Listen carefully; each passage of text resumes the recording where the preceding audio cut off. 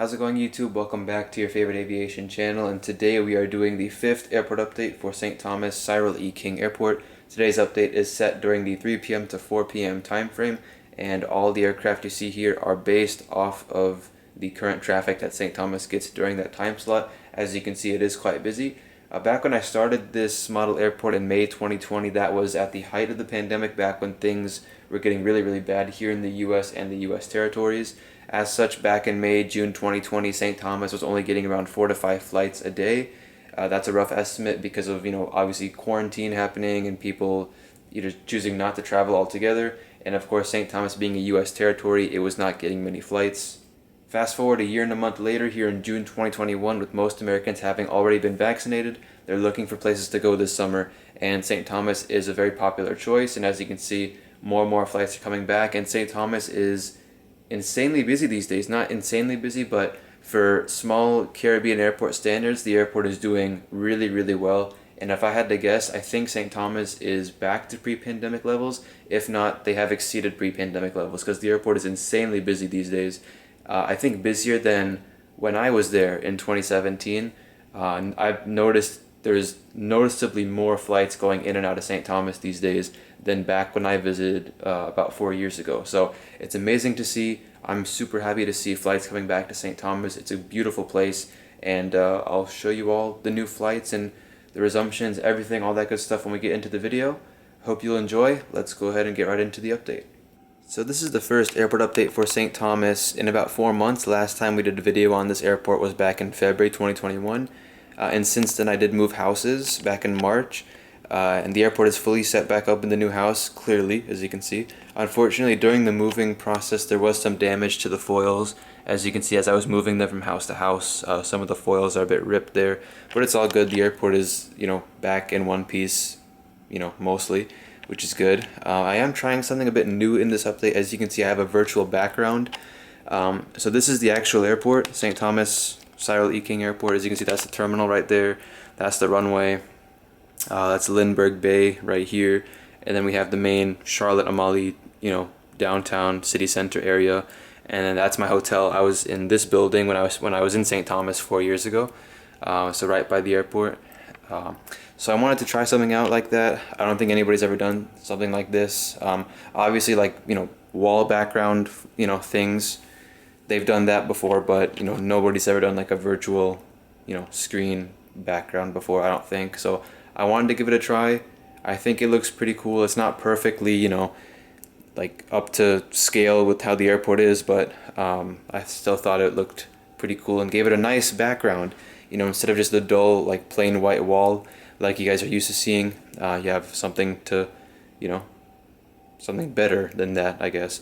So let's go ahead and get started with the update. As you can see, here are all the aircraft. Almost basically every gate is filled up here, and then busy stuff going on. Let me show you guys the arrival and departure boards for St. Thomas. As I was saying, it is pretty busy these days. So here's an average Wednesday here, June 9th. So we'll start off in the morning. You have, of course, the small turboprop aircraft from around the islands.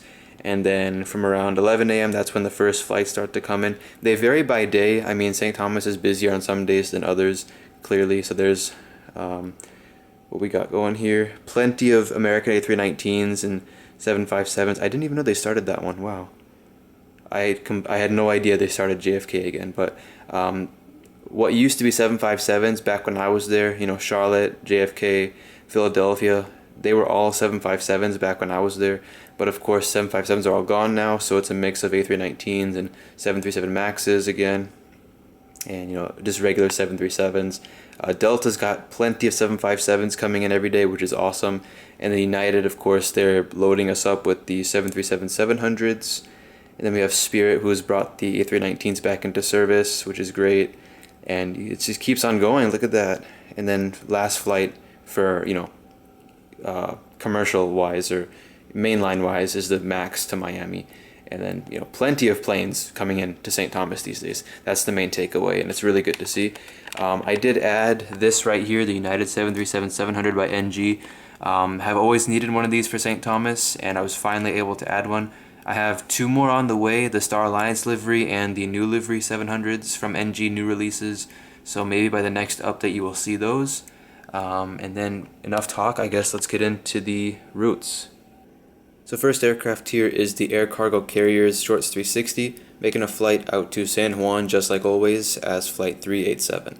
Then next up here we have the Seabourn Airlines operated by Silver Airways Saab 340, which will be making a flight out to St. Croix in about 2 hours. I don't have a route for this aircraft at the moment. Seabourn they were a completely different airline from Silver Airways, but I believe last year or the year before Silver Airways, I believe they bought Seabourn.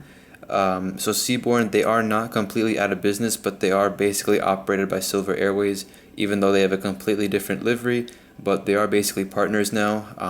Seabourn's aircraft, like I said, they're a different livery. They're not Silver Airways aircraft, but they're just their own kind of thing, but they are operated by Silver Airways. I'm not entirely sure how it works. If anybody knows what the real relationship between Silver and Seabourn is, please leave me a comment below. I'd love to know. Over here at gate number 8, we have the only new model of the update, United 737-700, which will be pushing back for Newark very shortly as Flight 1530, and it came in about an hour or two ago from Washington Dulles. United is currently serving Newark, Dulles, and Houston, but they are going to be resuming Chicago O'Hare this summer, I think later in June actually, which is great to see, and I think that'll also be on the 737-700. And next up here we have the United 737-800 in the new livery. This aircraft just came in from Houston as Flight 2148. Like I mentioned just a few seconds ago, United is almost exclusively 737-700 here at St. Thomas. The 800 does not fly here that much anymore. It's kind of like a last-minute substitution basically. Back in, I think, update 3, I think I mentioned they were doing the San Juan to St. Thomas to Houston kind of routing. They don't do that anymore, mainly because the demand has really picked up and flights are coming back. So the 800 does not fly here. This will probably be the last time you see an 800 in the update until further notice, since probably by the next update I'll have my other two 737-700s in the mail by then. So until then I just have this 800 serving as a substitution. Here at gates 5 and 6 we have two Delta 757-200s. This first one here at gate 6 came in from New York John F. Kennedy as Flight 635 and is currently getting offloaded, as you can see here. This next one at gate number 5 came in from Atlanta or Citrus Aviation's airport as Flight 1925. And like I mentioned a few minutes ago, plenty of Delta 757s here at St. Thomas these days. Nothing compared to a few years ago back when American, Delta, and United all flew 75s here. United, they did fly them here regularly at some point. Even like 2020, late 2020, 2021, they were flying 75s here. They don't anymore since it's 700, of course, but United does fly them to St. Thomas occasionally. American, of course, retired theirs back in 2020, sadly, which was terrible to see because the American 757 was basically, for me, it was kind of synonymous with St. Thomas. But we still have Delta, and Delta and United are both holding on to theirs for a while now. Even though United doesn't fly theirs regularly here, Delta does multiple times a day, which is great to see. And it's just from Atlanta and JFK for the moment. I'm not too sure. I think they might have started Boston already, but for now it's multiple flights a day between Atlanta and St. Thomas, and then a few from JFK as well. Over here at gate number 4, we have the American Airlines Boeing 737-800 getting ready to push back for Miami as Flight 943. This flight is normally a 737 MAX. Matter of fact, all the Miami flights from St. Thomas are on the MAX now that they've been restored, brought back into service. I don't have a MAX, as you can clearly tell, so until I do get a MAX someday, the 738 will have to suffice for now. And then over here, another pushback. This is the American A319 in the PSA Retro livery, headed off to Charlotte as Flight 1195. And as you saw a few minutes ago, it's not this exact configuration. It's the American A319s with sharklets. They fly those like so much here from Philadelphia, Charlotte, Dallas, Chicago soon, I think, and JFK. So it's not this one with the wingtip fences, sadly. So I will have to get one of those sharklet A319s soon if I can find one. But until I get that, just like the 738, this is going to have to suffice. So that's going out to Charlotte. Here we got this Spirit A319. It's not the new livery. I was about to say new livery, but it's been around for like 6 years now, so it's not the new livery no more. But this is the Spirit A319, which came in from Orlando as Flight 284, just getting offloaded here. And then next to that is another A319, third in a row. This is the American Allegheny VistaJet Retro Livery A319. This aircraft we headed off to Dallas Fort Worth as flight 1087 in about 30 minutes time. And just like all the other American flights, or most of them, this is operated by the A319 with sharklets, but I don't have that. So in real life, really, the only two American planes you see in St. Thomas are the 319s with sharklets and the 737 Maxes. And then last aircraft over here is the Spirit Airlines Airbus A320neo, taxiing out for departure to Fort Lauderdale as flight 212. Now for those of you who are familiar with St. Thomas, you might know that this is quite unusual what Spirit is doing right here. Spirit is the only airline at St. Thomas that uses runway 28 for departure. So let me actually show you guys on the screen here.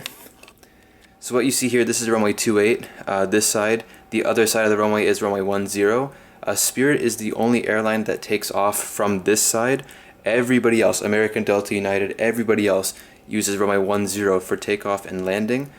Spirit is the only airline that uses this side to take off. So they are the only airline taking off this way when everybody else takes off this way.